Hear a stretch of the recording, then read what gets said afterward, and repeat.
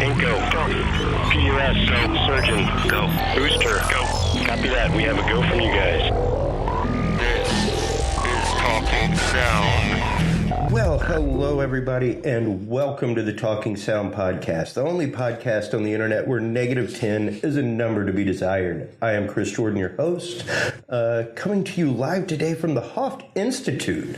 How are you ladies doing? Doing great. Awesome. Well, I have with me Amrin Malik, who is it Malik or Malik? Malik. Malik, yeah. Okay. Who is actually the head of the HOFT Institute, the chief operating officer, as well as Mayette Andreasen, who is an associate professor of game design here at the HOFT Institute. Let's get into it a little bit. What is the HOFT Institute all about? We're specifically here to talk about the HOFT Institute Game Development Lab, but it has a great history, the HOFT Institute. So tell us a little bit about its founding, Amrin. Yeah, so HOFT Institute, the name HOFT comes from House of Tutors, and it's a company my parents started, and just last year we changed to the name HOFT Institute, and we are an educational business we're here to help students succeed in their goals, and specifically for the game program, we're here to help students find jobs in the game industry. Yeah, and I ran across y'all at Classic Game Fest. It's one of the many events that I work throughout the year. And I love just walking around, checking out the booths, checking out some of the new technology. It's great to see people there with their DIY homemade VR games. It's wild. There was one I think there was a guy set up 2-3 booths down from y'all that was like chicken and waffles. It was like a flying waffle game. But it's so interesting. People like myself who grew up with Atari, things like that, are really starting to get into the world of game design, especially with worlds like Minecraft, things like that, where it's not necessarily a simplistic world, but a very simplistic design in and of itself, the way it's done. It's not very refined graphics, things like that. Yeah. You yourself are actually a professor of video graphics, things like that. Tell us a little bit about that. My background, so I got my bachelor's in 2D animation, actually, with a minor in illustration, and then I got my master's degree in computer graphics, so 3D, all that fun stuff.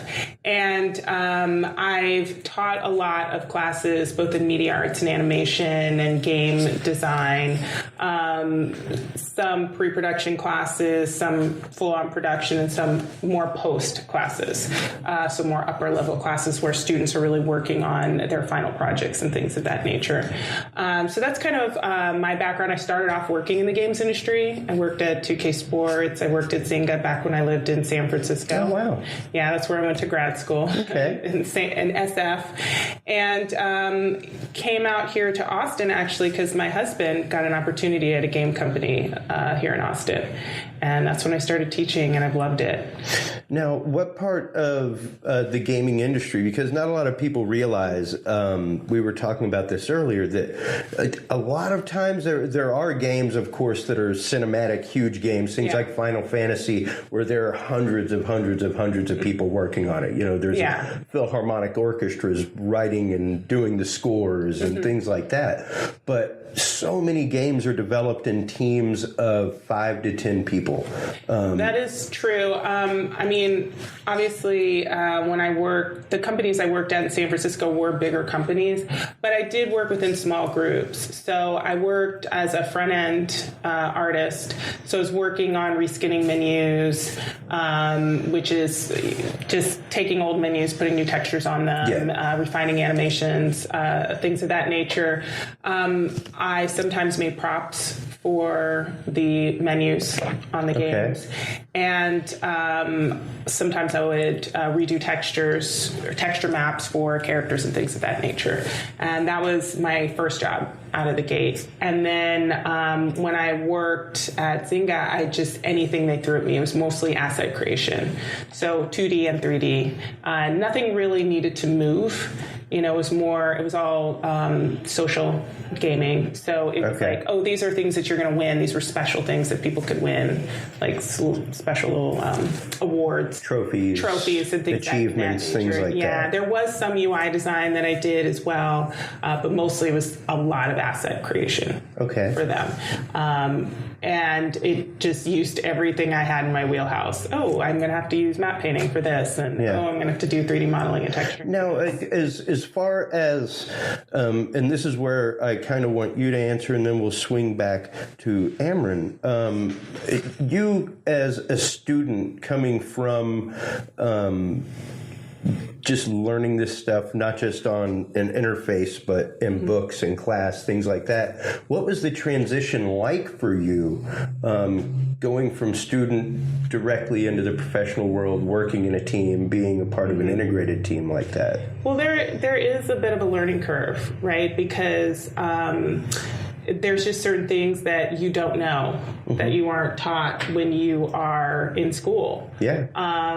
They don't really, when I was going to school, it's not like they had dev kits that you could practice the game, test out the game with. When you're at school, you didn't have that, you know, to test out for bugs and stuff like that. Now there is more stuff that you can do. It's a lot easier. I graduated with my master's. I look young. I'm not that young. Well, yeah.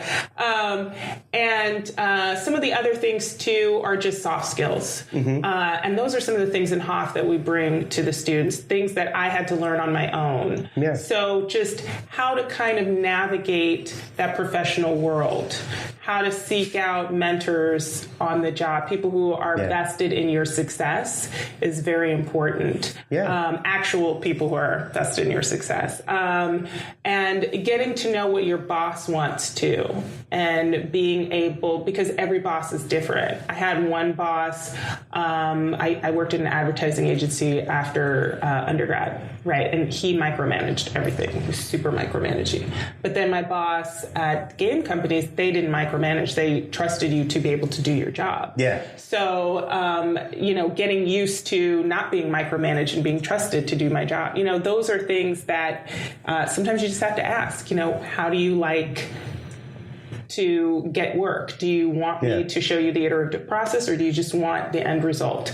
Yeah. Things like that. Well, and it really is, like you said, a lot of interpersonal skill that until you're in that professional environment, it can be hard. Yeah. Even I myself, as an AV engineer, out doing live shows, I was telling Amrin earlier that I'm pretty loath to put engineers that I have not worked with on a show. Yeah, that's very true. And that's kind of what HOFT is about. It's kind of bridging that gap. Yeah. So it's for, the students we have here, it's an 8-month program. They might already have degrees from 4-year colleges. They have the skills. They have the know-how. What they don't have is someone vouching for them. Yeah. That, hey, this person's really good at what they do, and they can be trusted to get the job done. Yeah. And then HOFT's program also gives them the equivalent of kind of an internship. They're making a game, they're publishing a game. Yeah. They're working together in a team. They have to use those interpersonal skills. And then we teach them the soft skills too, so that if we advocate for someone because they're really good, they'll be successful when they go on their interview. Yeah, precisely. And like I said, coming back to you, Amrin, you much like myself, went to school for something totally different than what you're doing now. Yes. I guess not necessarily different. You're a C.O.O. of a company, and you went to school for finance and business. Yes. So not horribly different, but totally different than what you were doing. Yes. Tell us a little bit about your personal journey, how you came to start this branch of the HOFT Institute Yeah, of course. here at the Game Development Lab. A lot of people, when they go through their undergrad, it doesn't necessarily match up what they do, years later. But yeah, my trajectory, my background was in finance. I was working in the banking industry, working as a financial analyst for a company out in Chicago. And came back to Austin. I really, since my parents started this company, it's been a passion project. I've always, loved being around HOFT Institute. And then just being in education also, I gravitated towards that. Like being able to see students succeed. You see them along the journey and you see them before and you're with them throughout and then after. And so I really enjoyed that part of it. And, just this past January when we started this game program, I really wanted to be part of it. It was a brand new project, and being in the game industry here in Austin, which is such an amazing city, was really exciting. You have a lot of different studios. You have a lot of different things going on in the entertainment space. Yeah. It's not just out in California, like we have it over here too in Texas. So being part of that has been super exciting as well. So. Yeah, well, and it's like we were saying before we started recording earlier. So many times you see programs that are fantastic programs, but the one thing that students rarely have to go through is intensive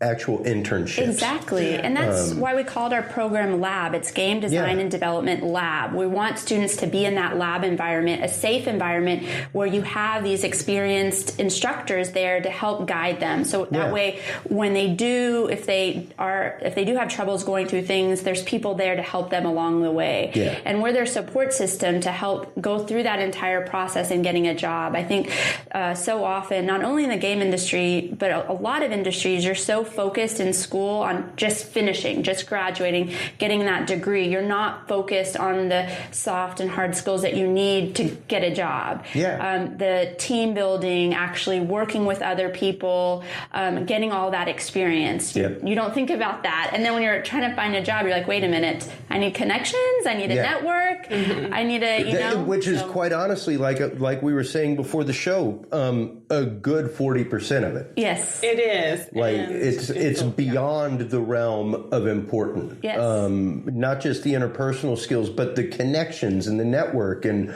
getting out, being seen, all that kind of stuff. For me, especially being an AV engineer, schools like Full Sail, things like that have popped up all over the country over the last decade. And I love them. They're great. But the one thing that I have noticed is, their lack of emphasis on internship. They require an internship of about 20 to 30 hours throughout your course of study.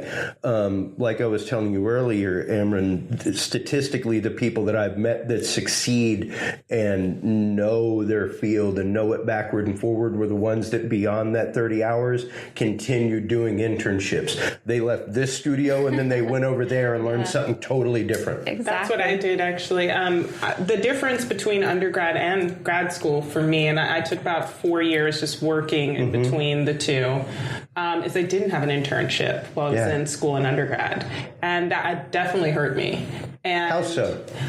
It was harder to find work. You're separated. If you have an internship, you're separated from people who don't have an internship because potential employers like, okay, well, they've actually worked on the job in a related field or in this exact field. So I'm more inclined to hire this person than this person, even if their skill sets are about the same. I had an internship while I was in grad school. I got a job within 3 months of graduated. And the way I describe it for people, as someone who went to school long enough to be a doctor and holds no degree, had people told me that I could be doing what I was doing in technical theater in high school and helping friends' bands in college, and I would be doing it as a career, who knows where my life would be, because it just wasn't encouraged. It wasn't encouraged to follow your passion. Even when I interviewed the designer of Qbert in the last episode, he was like, I was a systems admin. Like, I played games and they were cool, but one day I left my job and then I saw an ad for a thing at Gottlieb Games. And I was like, oh, I'll go check it out. Like, had never done it, just kind of answered the call of, well, that looks cool, and is now in love with it and has followed that path for years. And it's interesting to me, the one thing that I pull from my years of jobs before I started my career, cooking was probably the one that is the most analog for life, that really has the most nuance to it and most reflective of life. And the example I give to people of people who have done internships and people that haven't are the example of mushrooms. Chefs love mushrooms. They're great. They prefer a wild gathered mushroom as opposed to the same exact mushroom that's been grown in a sterile environment. The woods, the soil, everything else that it's been steeped in are what give it the flavor, are what give it the seasoning, as opposed to the one that's just been grown in a sterile agar in a warehouse. Exactly, and that's how we look to ourselves as a fifth-year finishing school. So students go through, and we're just polishing up the skills. They're polishing up the skills that they already have. They're working on a team. Maybe they didn't get a chance to do that or do that for a long period of time. Getting to go out there and network and have people help them, guide them through that process, because it is a scary place to be if you're by yourself and you're trying to go to a networking event where you don't know anybody. How do I introduce myself? What do I talk about? Am I going to sound silly? All these types of things where just, and it's, I think, across different industries, you need to have that help. Absolutely. And for most people, it's a learned skill if you're lucky. And that was for me, naturally, I'm kind of an introvert, and I had to force myself outside of that comfort zone. A lot of us techs are. I tell people all the time, I wear black, and I'm either backstage or off in the corner. If you see me move, something went horribly awry. Like, if you see me, something went bad. We're a solitary folk, techs. I like being hard. social, but when I'm around a lot of people I don't know, especially when I was young, it was very hard for me to talk to people. And so I understand how hard it can be to put yourself out there. And I just did it with practice. And, And it does take a while, especially with networking and doing stuff like that. Like I said, it's such an important part of the industry. And for you yourself, as someone who studied this in college, you didn't really come across it secondarily. It's what you went to school for, was digital design, and then moving into game design after that. Where would you say that the skills that y'all are teaching in the curriculum of the HOFT Institute here at the Game Development Lab, where would you say the difference is drawn between what you're learning there and what you learn in a standard classroom? Well, in a standard classroom, you're going to be going through a lot of demos. You're going to be learning things that you've never been introduced before to. So certain softwares, things of that nature. It's very project-based, but there's a lot of instruction in terms of how to use that software, or how to understand these concepts, or how to draw this way, or how to digitally paint that way. Whereas the students in HOFT, they already have those skills. It's not about really doing a lot of, at least on the art side, a lot of art demos. There is some instruction, like, I'm not quite sure how to do this, that, and the other. Yeah, it's not like, okay, today we're going to build a wireframe character. Yeah. And then we're going to rotate it 360 degrees, and then on the Z-axis over the top. We're not teaching basics. We're not teaching basics. They already know the basics coming in. And a lot of things, too, there's a lot of more class flipping. It's like, well, if you don't know something, how can you figure it out? And then if you need help, we'll help you. Because in the job environment, obviously, that's a lot of what it is if you don't know things. Yeah. So that's kind of what the difference is they're working on this. They already have these skills. It's really about refining them and then guiding them towards making someone want to offer them a job. Right? So maybe they have a portfolio, but it's just not presented great. Or maybe they have a resume, but it's kind of a mess. And so they need to rewrite it. Maybe they don't have business cards. Yes. You know, that's a big one. I know. It's a huge one. And it's like, well, if you're going to a networking event, how are people going to contact you if you don't have a business card? Yeah. Right?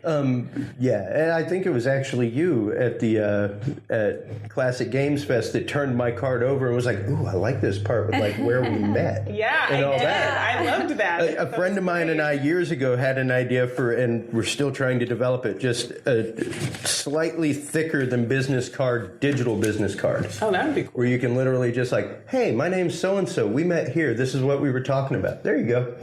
Oh, that would be cool. You can do that. I know. It'd be incredible. But especially with looking at things, coming back to you, Amrin, in the professional world, in the world of a COO, someone like that, how important is the networking part of things? Because, I mean, we've kind of touched on it a couple times here in the last few minutes. Yeah, it is so important to let people know that you exist. There's, 100 candidates with your exact same credentials. What sets you apart? So if there's somebody there that I trust that can vouch for that person, great. That'll save me time, because after you hire and then you find out later, wait, this person can't really work well on a team. They're not a good fit. Well, you have to go through that whole hiring process again, and it's a long process. It takes a lot of time.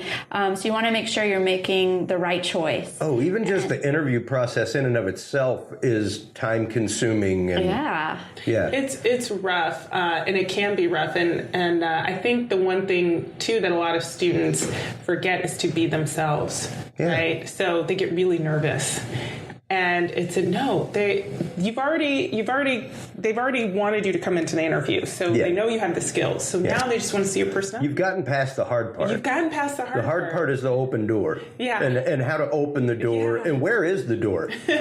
Someone want to tell me where the door is? Because I just see a bunch of walls here. And it's hard, even in the AV industry. A lot of this podcast, the whole reason this podcast started, I had just gotten off of a stint for about a year and a half on broadcast radio, television, and gone back to being freelance. And my wife has this concept of every 15 years you get to reinvent yourself. She was like, you're up against that time. What are you going to do? And I'm like, I don't know. I really kind of miss teaching. I really kind of miss that. But I don't know if I'm going to go back to like that world. But I'd really kind of, maybe like to start taking on a student or two and start kind of passing on my knowledge and finding good technicians and bringing them home to be like, look, here's how you run the cameras. Here's how you set up a video mixer, and move them on to the next level. And that is what begat Talking Sound. Was like the easiest way I can think of to do that is to start an instructional podcast where I put on instructional episodes every once in a while where it's like, hey, here's how you choose microphones. Here's how you set up a video mixer. Here's how you clean your equipment. But then it kind of morphed more into this, where it was, no, people need to learn like how they get into the industry to begin with. Yes, that's very important. But let's talk about the networking thing more. So this town is very small, and most towns are. You say, oh, I know this person, and suddenly they're like, oh, I know that person. It happened just before this show. It happened just before this show. I'll use kind of a funny example. I was at RTX at the HOFT booth last week, and there was this print that I had been eyeing for quite some time that I really wanted to buy. So I finally went up, and I actually happened to meet the artist who created the print. He signed it, I bought it, and then I framed it, put it up on my wall, and I posted a picture on Facebook, and I said, it was time for a change out. This is the artist. This is an amazing print. And then one of the other instructors here, Chip, was like, oh my gosh, I live right next door to him. He's great. I was like, what? That's awesome. I know. I was like, it's so funny. It's like, we should all get together. I was like, yes. Yeah. That'd be kind of cool. Yeah, that's how tiny the network Such is. a small world. Yeah. So small. And that's something I think a lot of students when they're in school don't realize at all. You know, when I was an undergrad, I didn't realize it. I knew it more when I was in grad school because I was older. But they don't get it. They don't understand that even their teachers, too. It's like, they all know a ton of people. Yeah. And if you're just waffling away your time, they're not going to recommend you. Whereas if you are really a hard worker, you might not even be the best of the best, but your work is decent and you are reliable and you get it done and you ask good questions, I'm going to recommend that person over someone who maybe is better, but they're unreliable. Yeah. Absolutely. Yeah, Didn't suit up and show up. Yeah, they have that hustle. Yeah. You know, just to go and around, like when you're trying to get a job, you need that hustle. Go knock on 500 doors, keep at it. And, you know, you'll get somebody that'll want to talk to you. Yeah. And also this practice. Going through all of it is practice. Meeting people, talking with people, getting comfortable, and then figuring out, you know, what is my voice? How do I represent myself better? And just being comfortable in that interview. Yeah, it is really, like you were saying a while ago, Mayette, it's very much being comfortable in your own skin, being comfortable with yourself, and being comfortable with your realm of expertise, you know, understanding the fact that, like you said, they brought you into the interview for a reason. Yeah. They wouldn't be considering you as a candidate if you weren't good at what you were doing. Exactly. I mean, if they are, do you really want to work with that company? Like, if you're really horrible at what you do and they're like, you're our guy, is that the company you want to go work for? You know, but really when it comes down to real life, it is the fact of you have to be willing to step out. You have to be willing to do it. What was it that made the HOFT Institute focus on a game creation lab? Of all things that y'all have tutored over the years, ESO, like I said, I did some Google stalking over the last few days of the HOFT Institute. It's my due diligence. Of all the things that y'all tutored, ESL, everything else, what was it that was like, for our first curriculum, we're going to write a game creation curriculum? Yeah, well, we spoke with Dr. Dom Fusel over at UT Austin, and he was telling us about this gap in the industry. And as we researched more and we started talking to more and more people, we're like, okay, I think we can help bridge this gap. I mean, we have had expertise for 38 years in helping students and kind of mentoring them along the way. So it just really perfectly aligned with all of our natural strengths. And then we were introduced to Dr. Sarah Abraham and Chip and to Mayette, and it just kind of grew naturally from there. But I think Austin being home to so many different game studios, being in that entertainment space, everything just kind of aligned. And so we said, okay, let's try this. Let's see how we can do it. And as we've gone out to all these different conferences and we've been spreading the word, we're hearing really great feedback from all the students and from studios and other people that really, reinforces that there is this gap that exists. And so we're hoping just to bridge that gap. Yeah, I think when you, like you were saying before, when you're in school, you're really focusing on trying to get through school, right?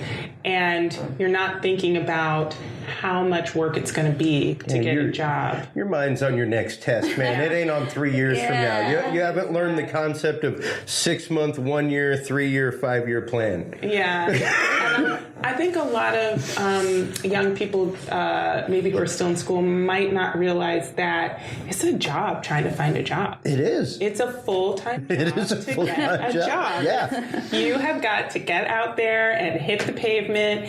And it's not about, I think networking too has a scary connotation to people because they think, I got to go talk to people I don't know and then ask them about jobs. And that's not really what networking is about. It's about basically making friends. Yeah. That's what it's about. It's about making friends, and then your friends happen to work in the industry, and they get to know you, and then they're like, oh, I have this thing. Would you like to be a part of this thing? And you're like, well, yes, I would. Yeah. Like I say, we're all looking for the door on the wall. Yeah. These connections that we make as far as networking are really just windows that we're installing in the wall to be able to see inside. Exactly. Mm-hmm. Yeah. It's a great way to look at it, where it's like literally this person is just a window into that side of the industry for me. Yeah. And it's very much, I've taken on the aspect myself with HC Universal Network and a few things, where it's like I have hit the point of critical mass. Where I still have to grow in my industry. There, you know as well as I do. You teach Maya 4D and stuff. There are certifications you have to keep up with. It's never ending. Learning. There's constant learning curve. Whereas most people are reading novels. I'm like, I don't have time for that. I got manuals to read. No, I got gear manuals and instruction books and WordPress code to learn. Here's this new technology that came out that I need to learn now. Yeah, exactly. And especially in the video industry and in the graphics industry, it is ever changing. I work the NVIDIA conference all over the country, and it's pretty impressive just to see the things that from, I know, last October to this upcoming October at the DC convention, the things that will be different. And even from that convention to the one 2 months ago in San Diego, 3 months ago, it's just vastly different. Like within 6 months, the growth curve is so entirely huge. That's kind of awesome. So like you said, being able to keep up with that, being able to keep on the curve of that, it's hard. And much less keeping on the curve of that as a student, as new things are coming out, and trying to find a job or trying to find an internship and secure those proper steps to career path. It's very exhausting. Difficult. It's exhausting. It's really tiring, but it's part of the job of trying to be successful. Yeah, well, and even when you're on a team within a company, there's going to be networking that happens. You have to be able to. The shading group has to be able to talk with the polygon group over here, and well, you have to be able to communicate, and you have to. I think the other thing, just people in general forget, is that everybody's very different. They think very differently, and I think a lot of times people think, oh, everyone's just like me. It's just a natural thing. It's like, no. Everyone is really different. Some people think so differently from you. Yeah. So you have to be able to communicate effectively with them.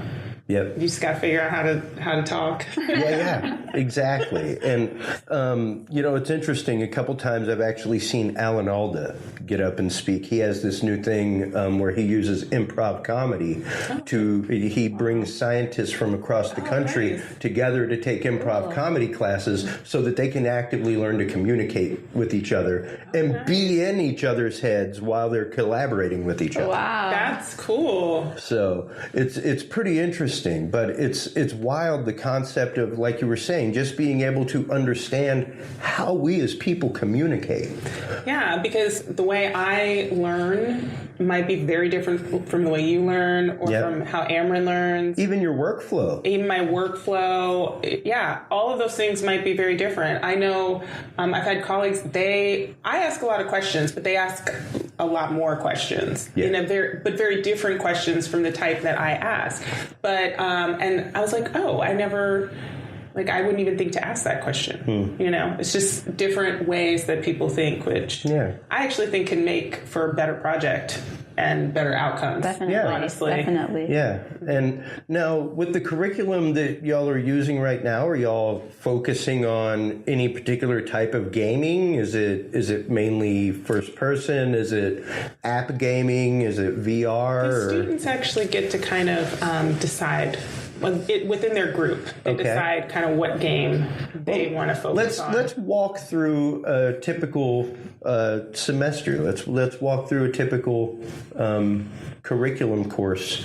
Whenever they come in, where do they start? Where do they go through to the end? So the curriculum is, I guess, what you would call team taught, because we have 3 teachers who are teaching the curriculum. One is game design, is his background. That's Chip Stravnia, and then Sarah Abram, she is a software engineer background. And then my background is art. So we all are teaching basically the same kind of content, but from different points of view for the students. So Sarah will teach one module, and then Chip will teach another one, which is a continuation of that first module, and then I'll teach another one. And we've broken them up into, okay, this is how you start with creating a game. This is how you make a game design document.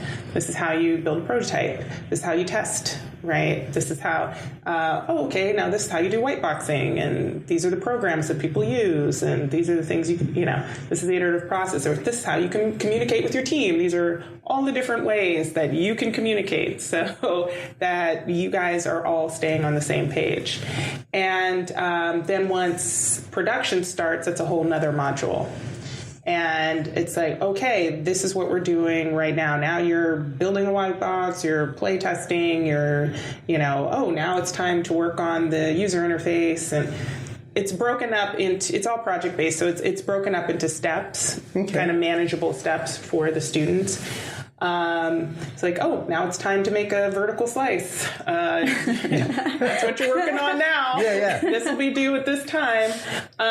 One of the things that we do weekly is we have weekly scrum, which is just weekly stand-ups where the students say what they've been doing for the week and what they need to do.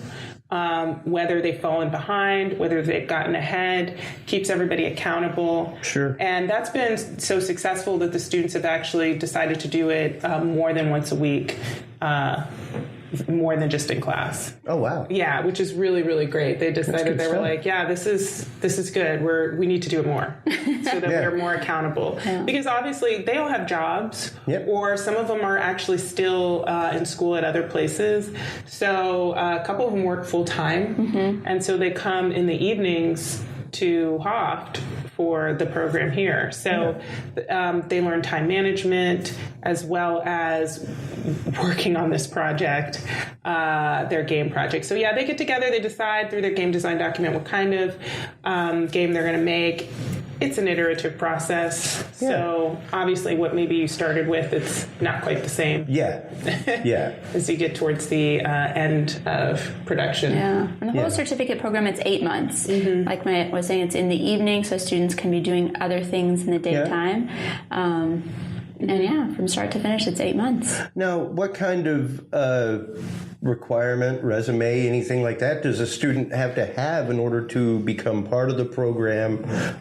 What's the tuition like? Things like that. What's it? Well, they definitely have to have a portfolio of some kind. They have to have work of some kind. All right. If they're an artist, they need to have a portfolio. They need to show what kind of program, that they know at least some 3D basics, sure, as well as 2D. If they have any kind of game experience at all, that would be great. Obviously, for the game designers, they need to show that they worked on a game or tried to make a game, that they're actually really legitimately interested in this. Yeah. That they've tried to dabble, even if it's on their own. And same with the software engineering students. And that Sarah looks at their code and Chip looks at game design. Yeah, so all the teachers have the final say as to who's in the program. So the students would come in, the teachers would look at something, what they've done to give, a sample of their work. And then they would come into the program. The financing works out, it's $1,500 a month for 8 months. Oh my God. So it's, we break it down to manageable chunks. Mm-hmm. Yeah, that is absolutely fantastic. Yeah. Now, where can somebody go to find out more about this? Where can they go to register? Yeah, so our website, www.hoft.edu, they can click on the Game Lab and all the information is there. They can sign sign up to come by for a tour. They can apply. We have a Portfolio Posse event coming up on the 18th of August, so next Saturday, where industry people will be here to, for free, review students' portfolios. So they and can, resumes. And resumes as well. Yeah. Nice. So we always have different events going on, so people can follow us on social media, see what we're up to. But yeah, we invite people to come by, check us out, bring them in for a tour and meet us. Yeah. Now, as we close out with that information in mind, what are, from both of y'all, I would like to hear this, the 3 tips that you would give someone as far as resume, portfolio, general presentation of themselves whenever. Just in general? Yeah. Resumes need to be easily readable. Okay. You need to have your skills at the top. If you're in the games or entertainment industry. Education on the bottom, and your project or employment history, that should be in the middle. Don't make it super fancy. You're going to have to enter it into an online database. Fancy's not going to help. And for portfolios, if you're an artist, show your artwork. Don't have potential employers click a multitude of rabbit holes in order to that was one of the things I was looking for, was number one, online. Yeah. I cannot express it enough to you people. I work with like high-end executives, people like Michael Dell, stuff like that on the regs. And buddy, if they can't do it on their phone, they have zero interest. Zero. You need to have if they can't access it right there on the phone, done. Like, and it's just over. Yeah, it doesn't really matter what online. There's so many places online where there's templates for you to just drop your artwork. Yeah. So same thing free. with video clips. Yeah, and video clips, and they're free. 3D surrounds, all that kind of stuff. Yeah, they're absolutely free. You can pay a little bit more if you want your own domain name, right? That doesn't have the .whatever. .wordpress or .wix. If you want to do that, you can. But the most important thing is to have your art in that person's face. Yes. And it has to be good. Yeah. So the other bit of advice is learn how to curate your work. Explain that for us. So curating your work would be parsing it down to just the best pieces, and not the piece that you have the most emotional attachment to. Thank you. Because that not the piece you like the best. Yes, because that might not be that great. You might just have a special place in your heart. It's like, well, this is the first thing I did in 3D. I was like, okay, but it needs to come off your. It needs to go away. Yeah, it needs to go away. You need to show nobody but me that. Yeah, and don't even show me that. Just hide it away. You've done enough that one time. Never to be seen again. No, but yeah, it's hard. It's hard for artists, at least. We have emotional attachments to our work, but sometimes you just got to do that. You just got to go out with the old The other thing too is when you're applying to places, it's especially hard for artists. When you're applying to places every 6 months, you have to have new stuff. Yeah. So that's another bit of it. Stay active, people. Yeah, if you're reapplying to a place, you cannot have all your same stuff. Yeah. You have to have. I even make the recommendation for audio engineers, like even if you're going out and doing other stuff regularly, try to record something multi-track regularly, just so that you keep your skills up. Mm-hmm. I mean, you can be a great bike racer, but the day that you don't ride a bike for a month, you're going to be surprised what happens to your body and your skill on a bike. Oh yeah. You really do have to keep it up, keep your skills honed, and maintain yourself. You don't use it, you lose it. Right? That's exactly. That's how it is. Exactly. And just putting your best foot forward. I mean, these people are looking through so many different resumes. So if you were to look at 100 resumes, each a couple of minutes, what would stand out to you? So you want to maybe even, tailor your resume to the company you're you're applying to. You don't want to send them some general resume and then they're going to say, what? Like if they're working on a specific game type for the game industry, then you would want to put those projects that you work on and highlight them and just make it really easy for them to quickly go through and stuff will jump out at them. Yeah. And then Yeah, I'm going to agree with tailoring the resume. That's a smart thing. Yeah, it really is. It's great to have a basis, just a framework of a resume that you go in. It's I have even a bunch of different ones, actually. I'll even go as far as to say to have a really well crafted initial contact email. That is well crafted, that you can go in, change a body paragraph, change the to, and all that kind of stuff. Oh, yeah, the cover letter. Absolutely. Yeah, Well, just in terms of resumes, during the downturn, I had the most random job, and it was super fun. I was an assistant lab tech at a winery in California. It was so fun. It was super fun. And I had to drive up a mountain every day. It was beautiful. And driving back down might be a problem.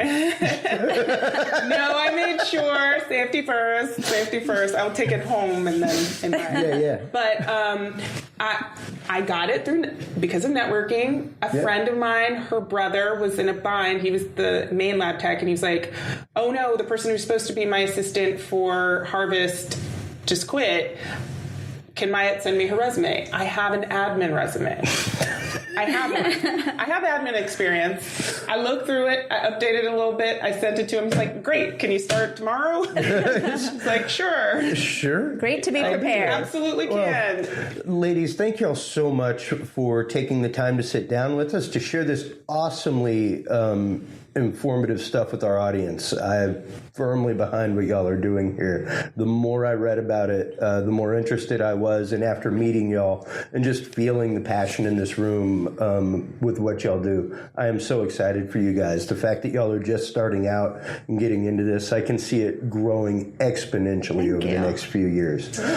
So thank you very much for taking the time. One more time, Amrin, please do tell the audience where they can go to find out more information about the HOFT Institute. Yeah, they can go to our website, hoft.edu. They can also give us a call. Our number is 512-472-6666. Absolutely. You can also find out more information specifically about the Game Development Lab at gamedevelopmentlab.com. Thank you once again so much for joining us. While you are online checking out the great work of the HOFT Institute and the Game Development Lab, please do make sure to stop on by talkingsoundshow.com. That is where you can find all of the episodes, as well as the great articles from people like Rupert Neve, Canon, Avid Designs, all that kind of stuff. Great RSS feeds there, just of industry stuff. There's also the interactive map of the U.S., which is in the midst of being updated right now, of companies that hire freelance AV technicians.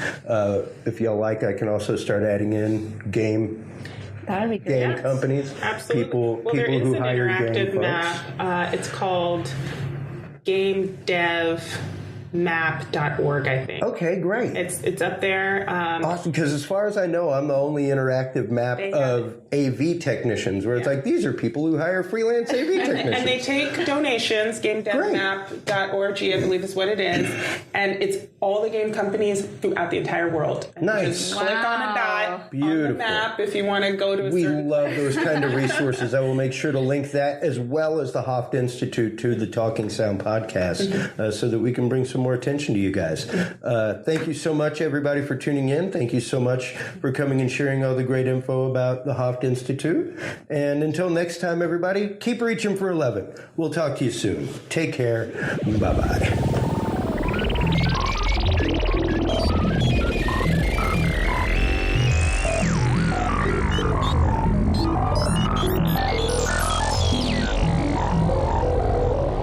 This is Talking Sound.